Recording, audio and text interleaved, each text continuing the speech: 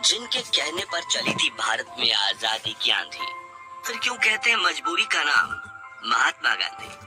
दोस्तों, हमारे राष्ट्रपिता महात्मा गांधी, जिन्होंने अपनी लाठी के दम पर अंग्रेजों को भारत से बाहर खदेड़ फेंका था, जिनके अहिंसक आंदोलन की चर्चा आज भी हमारे रोंगटे खड़ी कर देती है, और जिन्होंने देश की आजादी में एक महत्वपूर्ण भूमिका निभाई थी।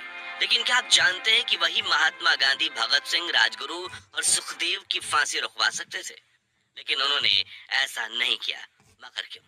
क्या बापू कमजोर न पड़ते तो भारत को 1920 के दशक में ही आजादी मिल जाती?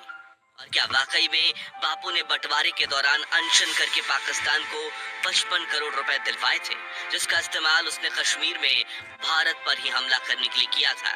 जानेंगे गांधी बापू से जुड़ी कुछ अनसुनी कहानियां। आज के इस दिलचस्प वीडियो में पता लगाएंगे कि क्यों कहा जाता है मजबूरी का नाम महात्मा गांधी। लेकिन उससे पहले हर भारतीय वीडियो को लाइक करके कमेंट में जय हिंद जरूर लिखें। दोस्तों, गांधी जी की मजबूरी से जुड़ी पहली कहानी की शुरुआत होती है सन 1814 से, जब दादा अब्दुल्लाह नाम के गुजराती व्यापारी नटाल में जाकर बस गए थे। लेकिन उनका बिजनेस में काफी लॉस हुआ था और कोर्ट केस लड़ने के लिए कोई भी वकील नहीं मिल रहा था। तब उन्होंने महात्मा गांधी को दक्षिण अफ्रीका आकर उनका केस लड़ने के लिए कहा। अब गांधी जी के पास भी भारत में कुछ खास काम नहीं था, इसलिए सन 1819 में वो साउथ अफ्रीका चले गए। इस दौरान जब वो ट्रेन में सफर कर रहे थे तो उनके पास फर्स्ट क्लास की टिकट थी, लेकिन उस वक्त फर्स्ट क्लास में सिर्फ गोरे लोगों को ही बैठने की परमिशन थी। इसलिए टीसी ने गांधी जी को अपमानित करते हुए थर्ड क्लास कंपार्टमेंट में जाने के लिए कहा, लेकिन गांधी जी अपनी जिद पर अड़े रहे कि मेरे पास तो फर्स्ट क्लास की टिकट है। जो सुनकर ट्रेन में सवार अंग्रेजों को गुस्सा आ गया और उन्होंने अगले स्टेशन पर गांधी जी की पिटाई करते हुए उन्हें फर्स्ट क्लास कंपार्टमेंट से बाहर फेंक दिया। उन्हें काफी बुरा लगा, लेकिन उन्होंने इस अपमान को चुपचाप सह लिया। फिर जब वो दादा अब्दुल्लाह का केस लड़ने कोर्ट में पहुंचे तो जज ने भी उनके पहनावे को अपमानित करते हुए कहा कि तुम अपनी पगड़ी उतार दो, वरना कोर्ट से बाहर निकल जाओ। गांधी जी ने इस अपमान को भी सहा, लेकिन कुछ नहीं बोले, क्योंकि एक तो उनके पास दक्षिण अफ्रीका में गुजारा करने के लिए पैसे नहीं थे, और दूसरा उन्होंने दादा अब्दुल्लाह को 1 साल काम करने का वचन दे दिया था। अब ये गांधी जी की मजबूरी थी या सहन शक्ति, इस बारे में अपनी राय हमें कमेंट्स में जरूर बताइए। खैर, अगले 1 साल तक उन्होंने साउथ अफ्रीका में भारतीयों और अश्वेतों के साथ हो रहे अत्याचारों को करीब से देखा, और सन 1894 में उन्होंने अंग्रेज सरकार के सामने मोर्चा खोल दिया और नटाल इंडियन कांग्रेस नाम के संगठन की स्थापना की, जिसका उद्देश्य भारतीयों और अश्वेतों को मतदान करने का अधिकार दिलाना था। जिसके बाद सन 1906 में गांधी ने दक्षिण अफ्रीका में पहला सत्याग्रह किया, और 7 सालों तक चले सत्याग्रह में उन्होंने भारतीयों और अश्वेतों को कई हक दिलवाए। इसी बीच कांग्रेस के वरिष्ठ नेता गोपाल कृष्ण गोखले ने गांधी जी को भारत आकर ब्रिटिशर्स के खिलाफ लड़ाई लड़ने के लिए आमंत्रित। कांग्रेस के वरिष्ठ नेता गोपाल कृष्ण गोखले ने गांधी जी को भारत आकर ब्रिटिशर्स के खिलाफ लड़ाई लड़ने के लिए आमंत्रित किया। इसके लिए उन्होंने एक पत्र भी लिखा था, और सन 1915 में गांधी जी भारत आ गए और यहाँ उन्होंने अंग्रेजों के खिलाफ अहिंसक आंदोलन शुरू किए। यहीं से शुरुआत होती है गांधी जी की मजबूरी से जुड़ी दूसरी कहानी। दरअसल गांधी जी की विचारधारा से शुरुआत में देश के करोड़ों लोग प्रभावित थे, जिनमें वीर भगत सिंह का नाम भी शामिल था। तभी गांधी जी ने अंग्रेजों के खिलाफ असहयोग आंदोलन की शुरुआत की, जिसका उद्देश्य था ब्रिटिश सरकार की कमर तोड़ देना। जिसके लिए गांधी जी ने कहा कि समग्र भारत अंग्रेजों का सहकार करना बंद कर दे, मजदूर फैक्ट्री में जाकर काम करना छोड़ दीजिए, रेलवे ट्रैक्स बिछाना बंद कर दीजिए, अंग्रेजी कपड़े खरीदने का बजाय खुद चरखा चलाकर अपने कपड़े बनाइए, ब्रिटिश उत्पादों का खुलकर बहिष्कार कीजिए और स्वदेशी वस्तुओं का इस्तेमाल कीजिए। अगले 2 सालों तक ये आंदोलन जोरों शोरों से चला। करोड़ों देशवासियों ने इस मूवमेंट में बढ़ चढ़कर हिस्सा लिया और ब्रिटिश सरकार पूरी तरह से कंगाल हो चुकी थी, जिससे बौखलाते हुए ब्रिटिशर्स ने अहिंसा से आंदोलन कर रहे भारतीयों के खिलाफ हिंसक कदम उठाना शुरू कर दिए। पुलिस ऑफिसर्स लाठी चार्ज करने लगे और निर्दोष लोगों को कोल्ड ब्लड में मौत के घाट उतारने लगे थे।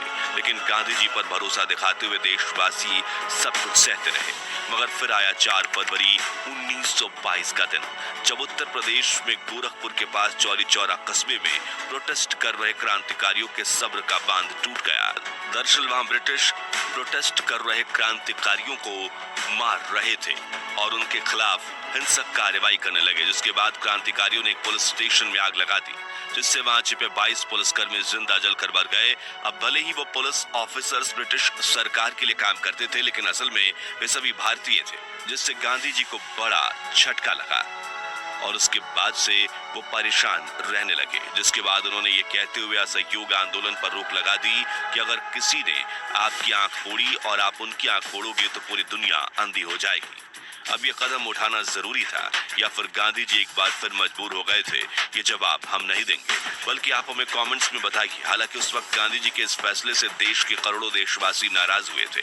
यहाँ तक कि गांधी जी को अपना पिता मानने वाले जमनालाल बजाज, जो गांधी जी के आंदोलन को फंडिंग देते थे, उन्होंने भी खादी, चरखा उद्योग, स्वदेशी स्कूल, कॉलेज और बाकी चीजें बनाने में काफी पैसा खर्च किया था।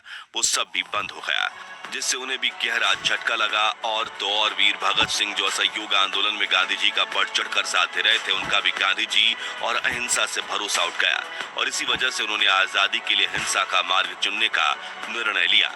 और यहीं से शुरू होती है गांधी जी की मजबूरी की तीसरी कहानी, जिसे लेकर इतिहासकारों का कहना है कि गांधी जी भगत सिंह की फांसी रुकवा सकते थे, लेकिन उन्होंने ऐसा नहीं किया। दरअसल सन 1930 में अंग्रेजों ने नमक पर 2400% टैक्स लगा दिया था, जिसके खिलाफ गांधी जी ने दांडी सत्याग्रह छेड़ दिया, जिसमें अहमदाबाद के साबरमती आश्रम से दांडी यानी कि आज के नवसारी तक उन्होंने 78 साथियों के साथ पैदल यात्रा शुरू की। 387 किलोमीटर की अहिंसक यात्रा में गांधी जी के साथ हजारों लोग जुड़ने लगे और भीड़ इतनी बढ़ गई कि काबू करना नामुमकिन हो गया, जिससे तंग आकर अंग्रेजों ने इस आंदोलनकारियों पर लाठीचार्ज करते हुए पीटना शुरू कर दिया।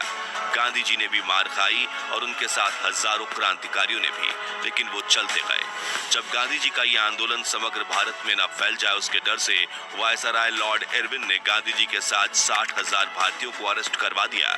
हालांकि वो गांधी को ज्यादा समय तक जेल में नहीं रख सकते थे, इसलिए उन्होंने गांधी जी से बात करके गांधी इरविन पैक्ट बनाने का फैसला किया। इस इरविन पैक्ट की वजह से भगत सिंह और उनके साथियों को फांसी हुई थी, मगर कैसे, वो जानने से पहले हमें ये समझना होगा कि आखिर गांधी जी और इरविन समझौता क्या था। इस समझौते में गांधी जी ने ब्रिटिश इरविन से ये कहा था कि जो भारतीय ब्रिटिश हुकूमत के खिलाफ अहिंसक आंदोलन कर रहे हैं, वो ना तो आपके खिलाफ लाठी उठा रहे हैं और ना ही हाथ, बस आपकी आवाज उठाकर बात आप तक पहुंचा रहे हैं। फांसी हुई थी, मगर कैसे, वो जानने से पहले हमें ये समझना होगा कि आखिर गांधी जी और इरविन समझौता क्या था। इस समझौते में गांधी जी ने ब्रिटिश इरविन से ये कहा था कि जो भारतीय ब्रिटिश हुकूमत के खिलाफ अहिंसक आंदोलन कर रहे हैं, वो ना तो आपके खिलाफ लाठी उठा रहे हैं और ना ही हाथ, बस आपकी आवाज उठाकर बात आप तक पहुंचा रहे हैं, तो आप उन्हें गिरफ्तार मत कीजिए। और दांडी सत्याग्रह में भी जिन अहिंसक फ्रीडम फाइटर्स को गिरफ्तार किया गया, उन्हें छोड़ दीजिए।